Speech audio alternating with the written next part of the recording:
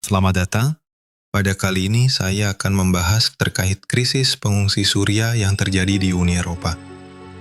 Krisis pengungsi Suriah dimulai pada tahun 2011 dan dilatar belakangi oleh konflik antara pemerintah Bashar al-Assad dan berbagai kekuatan lain di Suriah memicu perpindahan dari satu negara ke negara lain.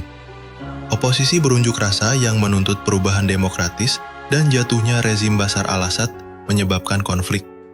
Kondisi yang dihasilkan dari konflik Suriah kemudian menyebabkan krisis pengungsi Suriah yang menempatkan negara-negara seperti Lebanon, Yordania, Irak, Mesir, Turki, dan negara-negara Uni Eropa juga terdampak. Negara-negara anggota Uni Eropa memberikan perlindungan kepada lebih dari 700.000 pencari suaka pada tahun 2016. Lebih dari setengah merupakan warga Suriah. 405.600 orang atau 57% dari total jumlah orang yang diberikan status pelindungan di negara-negara anggota Uni Eropa. Menurut data Eurostat nominal, negara-negara status pelindungan di Uni Eropa yang memberikan status pelindungan terhadap pada tahun 2016 yaitu dari 405.600 warga Suriah yang diberikan status pelindungan di Uni Eropa, lebih dari 70% tercatat berada di Jerman, dengan jumlah 294.700. Isu pengungsi banyak dibicarakan dan berkembang di negara-negara anggota Uni Eropa. Isu ini tidak terlepas dari fakta bahwa beberapa negara Eropa seperti Jerman, Swiss, dan Denmark merupakan tujuan utama para pengungsi. Selain itu, muncul pula masalah di negara-negara transit pengungsi, terutama negara-negara Eropa Selatan yang memiliki pesisir, seperti Italia dan Yunani. Dalam menangani gelombang pengungsi yang sangat besar, dari tahun 2015 hingga 2016, Eropa sendiri dikritik karena tidak melakukan cukup. Terdapat perbedaan tanggapan atau pendapat di antara negara-negara anggota Uni Eropa, meskipun organisasinya telah menyatakan kesiapannya untuk menerima pengungsi. Negara-negara di Eropa seperti Polandia dan Hungaria telah memperketat perbatasannya sebagai akibat dari krisis pengungsi, yang membuat kebijakan umum yang berkaitan dengan pengungsi tidak dapat diterapkan. Diketahui bahwa kebijakan Jerman pada September 2015 untuk mengadvokasi penerimaan banyaknya pengungsi dari Suriah dan negara lain merupakan sumber krisis pengungsi di Eropa pada tahun 2016. 10 negara yang terkena dampak mobilisasi pengungsi kemudian menyatakan bahwa tidak mungkin menangani jumlah migran dan pengungsi yang tak terhitung jumlahnya. Negara-negara di Eropa Timur Tengah dan Tenggara serta negara-negara non-Uni Eropa seperti Albania, Bosnia dan Herzegovina, Serbia, Kosovo, dan Montenegro, dan negara-negara anggota UE lainnya seperti Kroasia, Slovenia, Republik Ceko, Hungaria, Slovakia, Polandia, Austria, Bulgaria, dan Rumania bersikap kritis dan menekan Yunani untuk menghentikan masuknya pengungsi. Hal ini menunjukkan bahwa meskipun pengungsi merupakan masalah kemanusiaan universal, setiap negara atau kawasan tetap mengutamakan kepentingan nasional dan regional ketika memilih apa yang harus mereka lakukan.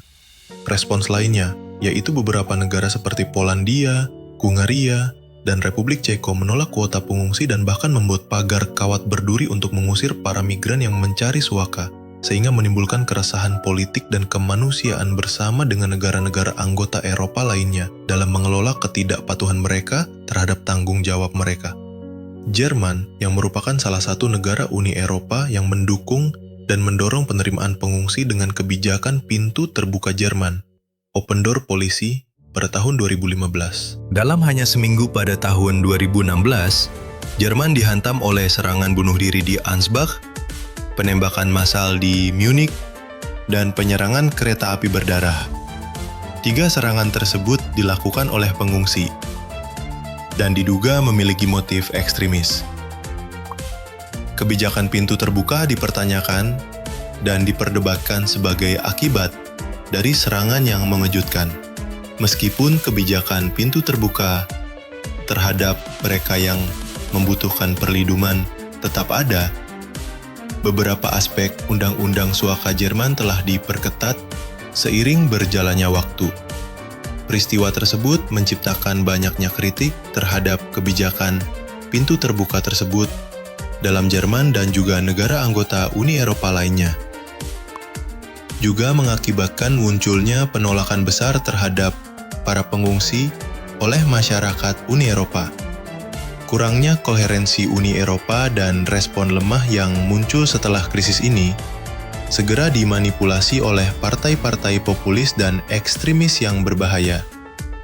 Serangkaian partai sayap kanan memanfaatkan kesempatan untuk mengeksploitasi kesengsaraan publik dan membangun narasi tanpa fakta terhadap pengungsi. Pada tahun 2017, The Freedom Party (FPO) menjadi mitra koalisi dalam pemerintahan baru Austria, dan Alternative for Germany (AfD) untuk pertama kalinya memasuki Bundestag Jerman pada tahun 2017, menjadikannya partai politik terbesar ketiga di negara tersebut. Di Italia, dua gerakan populis, Gerakan Bintang 5 dan Liga, meraih keuntungan signifikan dalam pemilihan Maret 2018.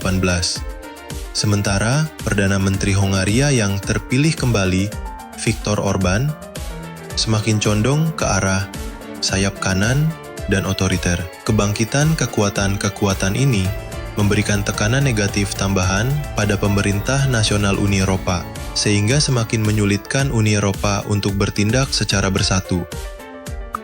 Upaya Uni Eropa dalam mengelola arus pengungsi telah memungkinkan peningkatan tertinggi kekuatan xenofobia dan nasionalisme di Eropa sejak Perang Dunia II. Secara keseluruhan, terdapat kekurangan aturan solidaritas yang komprehensif dan pemerintah Uni Eropa telah mengandalkan sebagian besar respons unilateral yang didorong oleh keamanan yang bertujuan untuk membatasi jumlah pengungsi yang akan memasuki Eropa. Polandia telah ditegur oleh Uni Eropa karena kurangnya solidaritasnya dengan negara-negara lain yang menerima pengungsi. Tanggapan pemerintah adalah bahwa mereka memang menyambut pengungsi selama mereka bukan Muslim, karena menerima pengungsi Muslim akan menjadi risiko keamanan. Sosok teroris Muslim yang menyamar sebagai pengungsi telah menjadi kiasan utama yang digunakan untuk politik nasionalis xenofobia. Kebijakan Polandia terhadap pengungsi telah menyebabkan banyak kontroversi dan kondemnasi dari komunitas internasional, termasuk negara Uni Eropa lainnya, terutama terhadap warga negara-negara Timur Tengah yang merupakan kaum yang dianggap sebagai penyebab isu keamanan negara.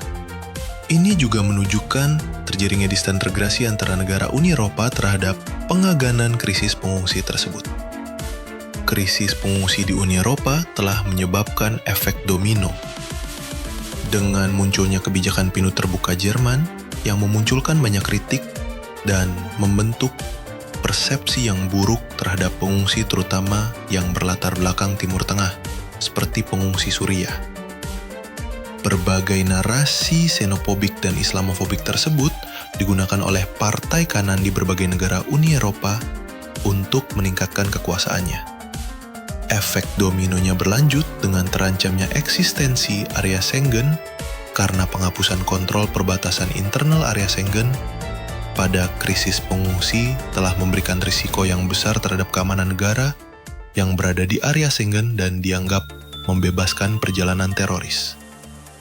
Hingga efek domino krisis pengungsi tersebut menyebabkan Inggris keluar dari Uni Eropa karena warga Inggris menganggap isu imigrasi, termasuk pengungsi, sebagai pendorong utama keluarnya Inggris. Sekian dari saya. Terima kasih atas perhatiannya dan sampai jumpa.